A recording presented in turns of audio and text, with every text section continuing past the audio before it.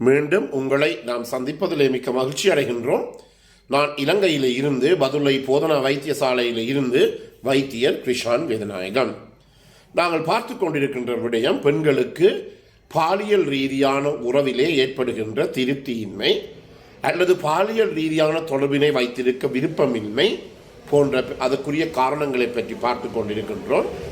இப்போது நாங்கள் கடைசியாக பார்த்த விடயம் என்னவென்றால், பாலியல் ரீதியாக தொடர்பினை மேற்கொள்கின்ற போது அந்த பெண்ணுக்கு ஏற்படுகின்ற தாங்க முடியாத வலி நோவை பற்றி பார்த்து கொண்டிருக்கின்றோம்.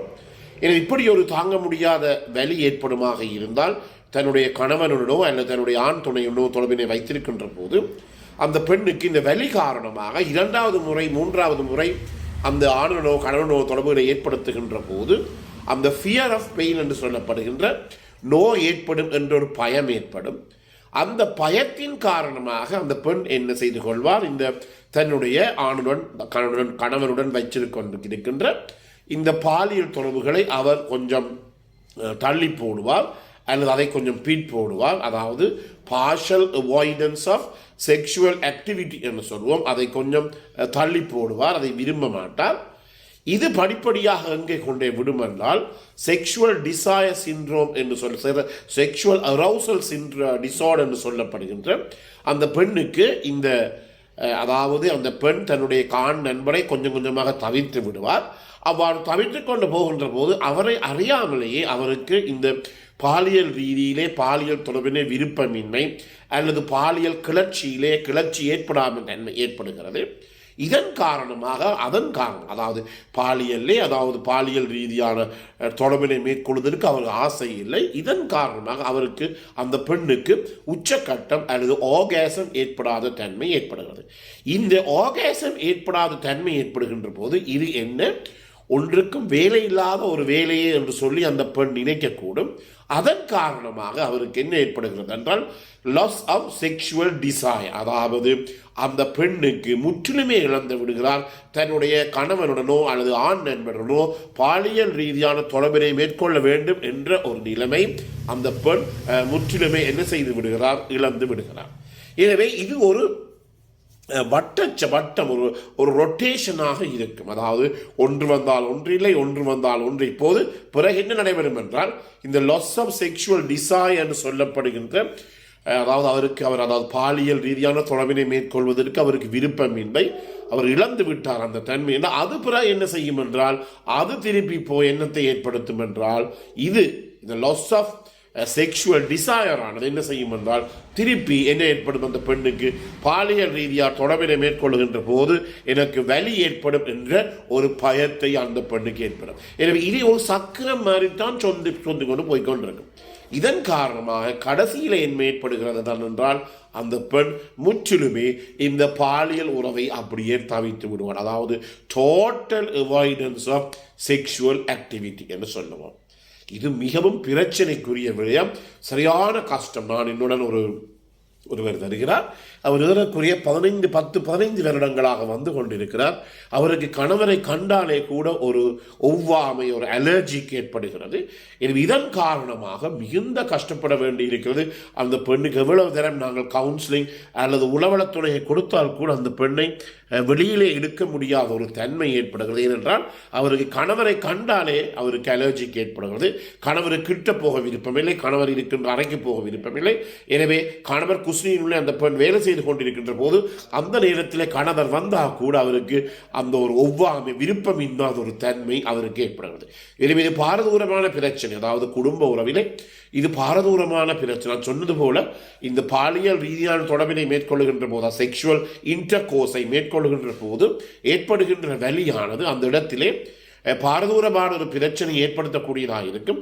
அது பிறகு என்ன நடக்கும் என்றால் நான் சொன்னது போல total avoidance of sexual activity. ஒரு பெண் தன்னுடைய கணவனுடனோ அல்லது தன்னுடைய ஆண் துணையுடனோ இருக்கின்ற அந்த பாலியல் ரீதியான தொடர்பினை முற்றிலுமே தவிர்த்துக் கொள்ளுகின்ற போது அது பெரிய ஒரு பிரச்சனையாக போகும். என்ன பிரச்சனையாக போகும்? ரிலேஷன்ஷிப் டிஃபிகல்டிஸ் என்று சொல்லப்படுகிற 2 பேருக்கும் இடையில் இருக்கிற அந்த திருமண உறவோ அல்லது அந்த பாலியல் உறவோ முற்றிலுமே பாதிக்கப்படும். எனவே எங்களுடைய ஆண்களோ பெண்களோ இதை உணர்ந்து கொள்ள வேண்டும்.